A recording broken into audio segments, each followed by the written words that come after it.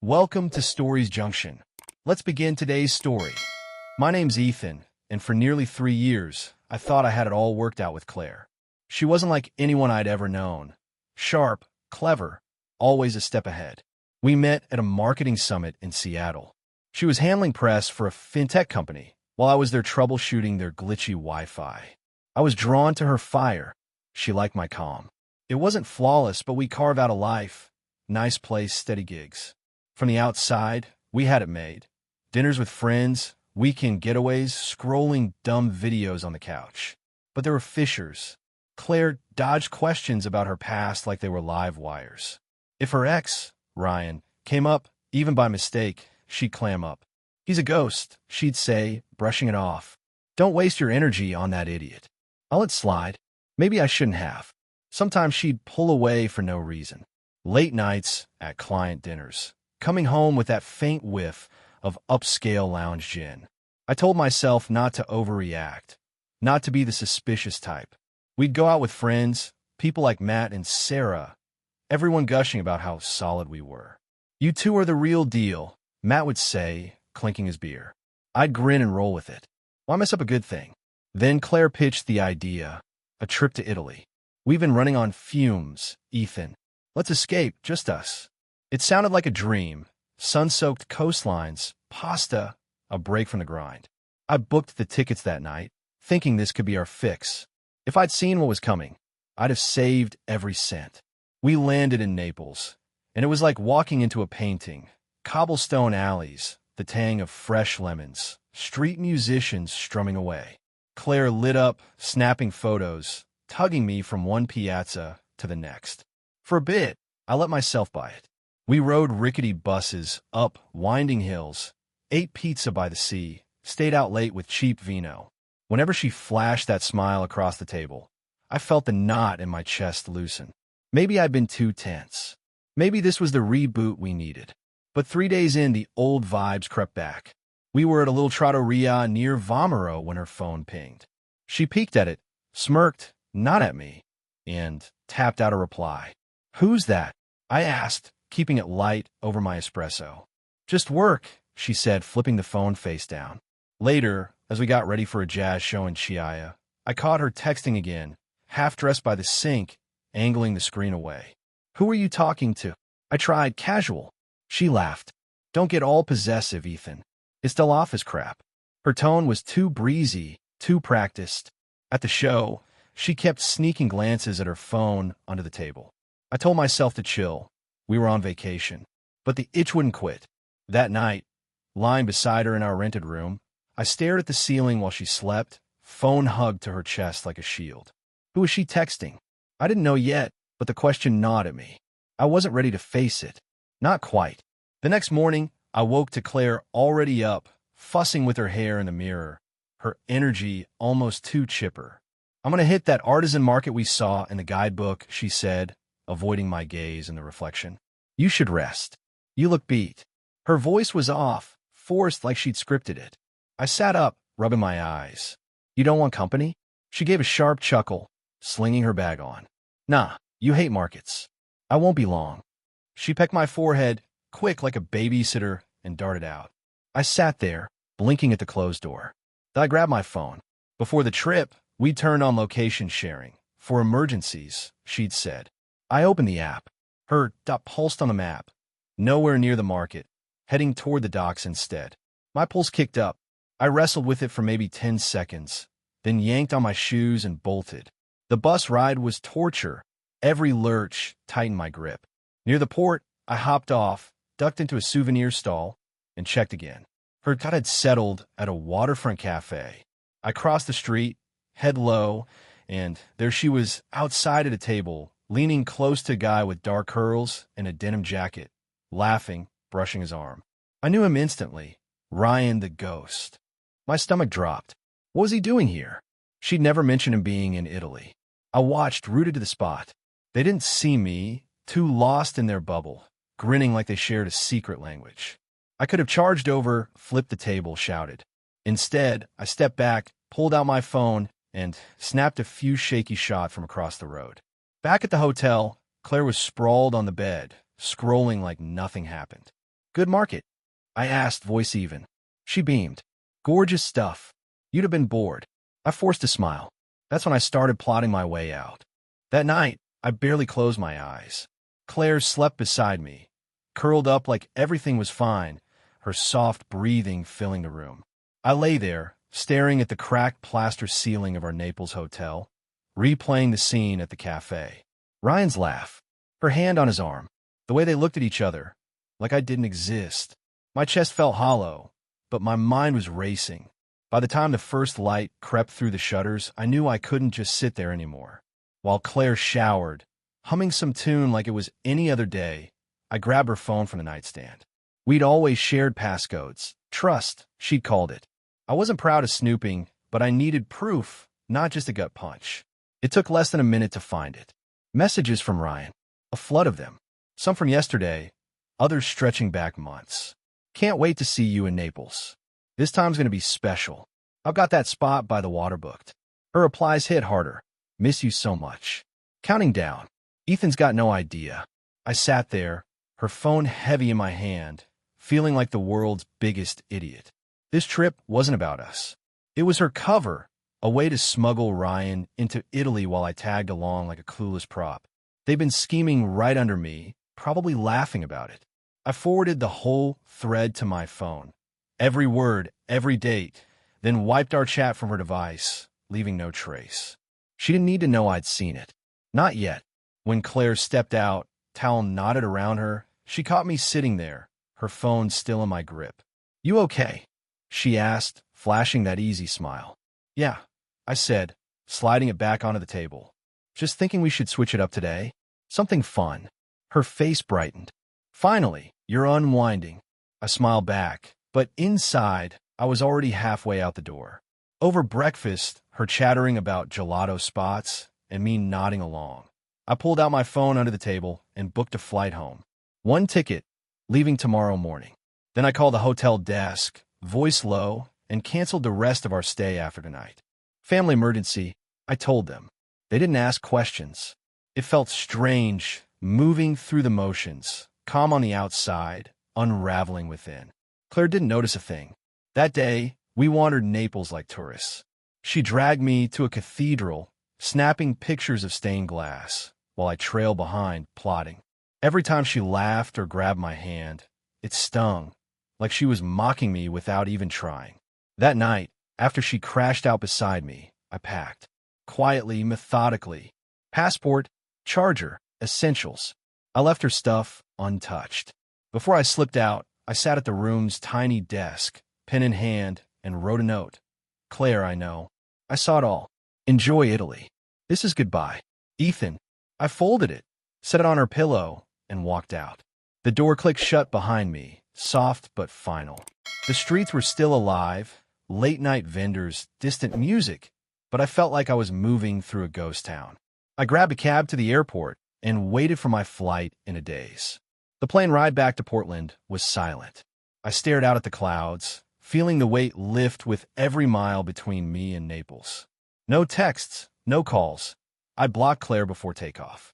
When I landed, my phone buzzed anyway. Unknown numbers, missed calls, garbled messages. I ignored them. I had a checklist. First, I drained our shared accounts, every dime into my personal one. She didn't deserve a cent after that stunt. Next, I called a locksmith from the cab, had the apartment locks swapped before I even walked in. Then I boxed up her stuff, jeans, books, that overpriced skincare junk, stacked it outside the door, and locked it behind me. I sank onto the couch, the quiet settling in like a friend I'd missed. 2 days later, she came back. I heard it before I saw it, the knock sharp and quick, then the scrape of her key hitting the new lock. Then banging. Ethan, let me in. Her voice was high, frayed. I didn't budge, just sat in the dark, watching through the peephole. She spotted the boxes, froze, hands shaking as she stared at her life dumped curbside. She pounded harder. Ethan, what the hell? I stayed still. Eventually, she stopped, slumping against the door. I heard her mutter something, then footsteps fading down the hall. The next morning, Matt called. Man, what went down in Italy? He asked, skipping the small talk. What did Claire say? I shot back, pacing to the window. She's losing it. Told Sarah you ditched her after some blowout. She's crying, posting cryptic crap online. It's a mess. I almost laughed. She'd skipped the part where she flew across an ocean to cheat. Check your texts, I said, sending him the photos, the messages, everything. A beat later, my phone pinged. Holy shit, Matt wrote. She's done. Word spread like wildfire. Sarah and Matt cut ties with Claire fast. A few friends called to say they'd misjudged me. Others just faded from her orbit. I wasn't mad, just drained. But Claire didn't let up. She started firing off vague posts, quotes about toxic liars and shallow hearts. Then the texts from random numbers. Please talk to me. Flipping to your coward. I blocked them one by one. She wasn't done yet, though, and neither was I. Claire didn't stop after the texts. She escalated. A few days after she found her stuff boxed up outside the apartment, I got a call from my boss, Greg, at the network security firm where I worked. Ethan, heads up, he said, voice clipped. HR got an anonymous email about you. Weird accusations, slacking off, fudging hours. It's nonsense, and we're tossing it, but I thought you should know. I didn't need to guess who sent it. Claire wasn't just hurt. She was out for blood. Breaking us wasn't enough. Now she wanted to torch my job, too. I thanked Greg, hung up, and sat there, staring at my coffee going cold. The exhaustion was gone, replaced by something sharper. I wasn't going to let her rewrite the story. The next morning, I met with a lawyer named Rachel. She had a no-frills office downtown, stacked files, a dying plant, the kind of place that felt like business. I laid it all out. The Italy trip, Ryan, the photos, the messages, the harassment piling up since I'd walked away. I showed her the latest, Claire's social media digs, the burner number texts flipping between sobs and venom. Then I told her about the HR email. Rachel leaned back, tapping her pen. She's not subtle, she said, almost amused. You've got a solid paper trail here. We'll start with a cease and desist. Clean, direct, no wiggle room. She stops or we sue. I nodded. Do it. By the end of the day, it was done. An envelope delivered to Claire's new temp job at some PR agency. Dropped on her desk mid-shift. No fuss, just facts. For 2 days, it was quiet. No posts, no calls. Then one last text slipped through from a new number. You think you're clever? You're nothing. Enjoy rotting alone. I didn't bite, just blocked it and moved on. Mutual friends started filling in the gaps. Apparently, Claire had a meltdown when the letter hit. Tried spinning it to anyone who'd listen, said I'd lost it in Italy, abandoned her out of nowhere. But the proof I'd shared with Matt and Sarah was already circulating. Her lies didn't stick. People peeled away from her one by one. It wasn't about revenge for me. I just wanted her gone, out of my life for good. And slowly, she was fading. It's been almost a year now. I never saw Claire again, not in person. Word got back through the grapevine. She'd shacked up with Ryan after Italy. Try to play house, make it real. Didn't last. A few months in, he dumped her. Same old Claire, different guy. After that, she grabbed what was left and bolted. Moved to some city down south, probably thinking a fresh zip code could erase the wreckage. I didn't care. By then, I was rebuilding. New place in Portland, smaller, but mine. New crew, tight, no drama. Weekends were for kayaking or tinkering with an old guitar I'd picked up cheap. Life started feeling like mine again. Looking back, leaving Naples was the best move I ever made. No shouting matches, no begging, just walking away with the truth in my pocket. Betrayal stings less when you stop, try to patch up someone who's already checked out. Claire's chaos, her lies, her games, wasn't my burden. I saw that now. Sometimes I think about that first day in Italy, her laughing in the sunlight, acting like we were golden. It was a mirage. The real reset wasn't the trip. It was the moment I left that note and shut the door. When I think of her now, it's just static, faint, irrelevant. No rage, no ache, just calm. Peace, I figured out, beats revenge every time. But back then, right after the lawyer move, it wasn't over yet. Claire's last jab, the HR stunt, had lit a spark. I wasn't just dodging her anymore. I was done playing defense. Rachel had said the cease and desist would hold, and it did. She stopped reaching out directly. But I kept screenshots of everything, just in case. Work stayed steady. Greg even gave me a pat on the back for handling it like a pro. Friends like Matt checked in, still floored by the Italy twist. She had us all fooled, he said once over beers. You okay? I was. More than okay. I was free. Still, I wondered how it had looked from her side. She'd planned that trip down to the last detail, thinking she'd pull it off, me oblivious, Ryan waiting. What went through her head when she saw that note? When the locks didn't turn, where her boxes sat there like a goodbye, she didn't write. I'd never know, and I didn't need to. The Claire I'd loved, or thought I'd loved, was a ghost long before Naples. The real one was someone I'd never really met. And that was fine. I had my own road now, and it was heading somewhere better. After the cease and desist landed, Claire went quiet, at least toward me. No more texts, no more cryptic posts pinging my phone through mutual friends. The silence was a relief, like the air clearing after a storm. Work stayed solid. Greg never brought up the HR email again, and I kept my head down, racking up projects. Matt and Sarah stuck around, still reeling from the Italy fallout. She played us all, Sarah said one night over takeout at my new place. I feel dumb for buying her sob story. I shrugged. She was good at it. They didn't push, just let me vent when I needed to. The rest of our old crew either apologized for siding with Claire or drifted off. I didn't mind. Fewer faces meant less noise. I heard bits about her through the rumor mill. After Ryan kicked her out, she crashed with a coworker for a while, then packed up and moved to Austin.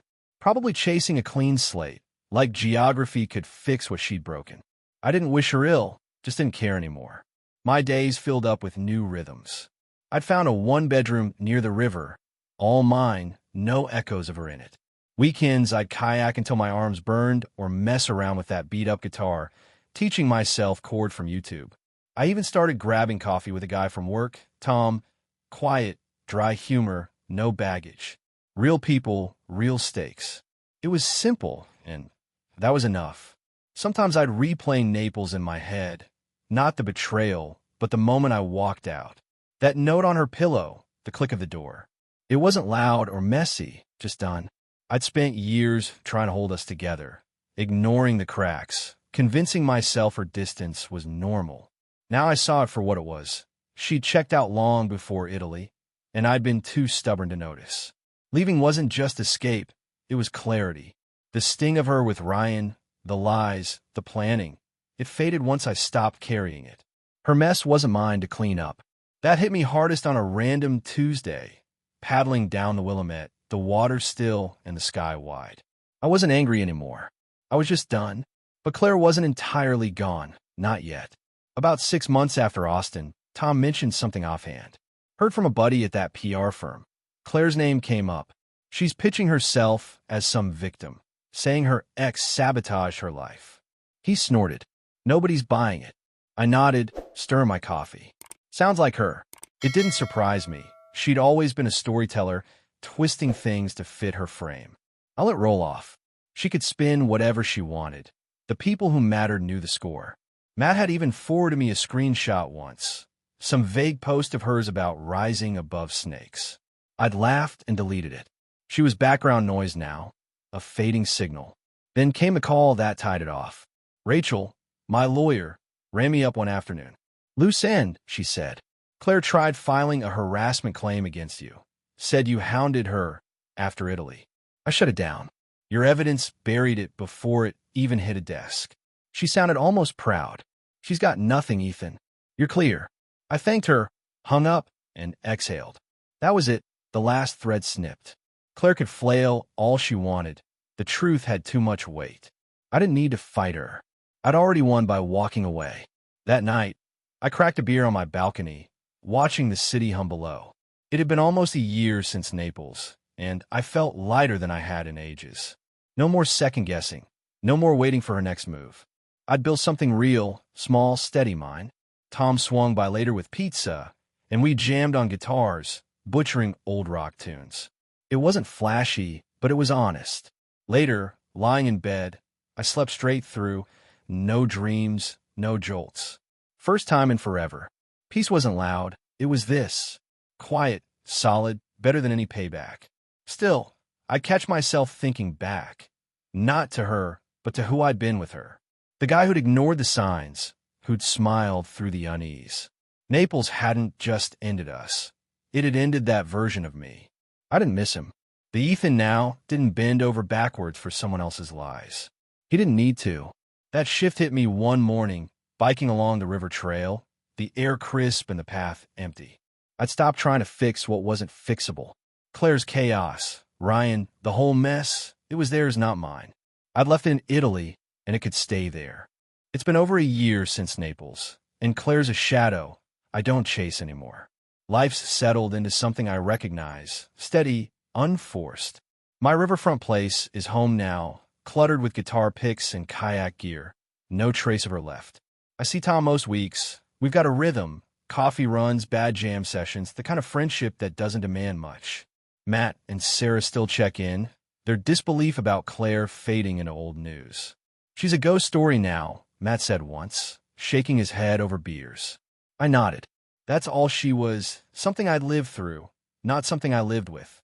Word trickled back eventually. After Austin, Claire tried clinging to Ryan again, showed up at his place, begging for round two. He wasn't having it. Kicked her out for good, and she spiraled. Bounced between jobs, lost the PR gig after mouthing off to a client, then vanished from the radar. Last I heard, she'd moved again, somewhere east, maybe Charlotte, chasing another reset. Same pattern, new map. I didn't feel smug or sorry, just attached. She'd built her cage. I didn't have to watch her rattle it. My world was elsewhere now, and it was better. I started biking more, long rides out past Portland's edges where the trees swallow the noise. Fixed up an old Triumph motorcycle, too, tinkering in the garage until it purred. It wasn't about running from anything, just filling the days with stuff that felt real. One Sunday, Tom dragged me to a local music night. Dive bar, sticky floors, some guy wailing on a harmonica. I ended up talking to a woman there, Lena, who ran sound for the bands. Sharp, no nonsense, laughed at my terrible chord jokes. We've grabbed coffee a few times since. Nothing heavy, just easy. I like that. No rush, no ghosts. Naples still crosses my mind sometimes, but not how it used to. I don't see Claire's face or Ryan's smirk, just that moment I left. The note, the door, the cab rolling through dark streets. It wasn't loud or heroic. It was mine. I'd spent years propping us up, pretending her silences and late nights were fine. That Ethan's gone, buried somewhere between the docks and the airport. The one here now doesn't ignore red flags or swallow half-truths. He doesn't need to. Betrayal's a dull ache once you stop nursing it, and I'd let it go long ago. The real win wasn't Claire falling apart. It was me not needing her to. She could spin her tales, crash her bridges. It didn't touch me. Rachel's last call had sealed it. No legal threads left to pull. Friends stopped asking about her. Even the old unease, that is to check her posts or brace for her next move, faded. One night, biking home under a fat moon, it hit me. I hadn't thought about her in weeks. Not out of effort, just because she didn't matter. That was freedom, quiet and clean.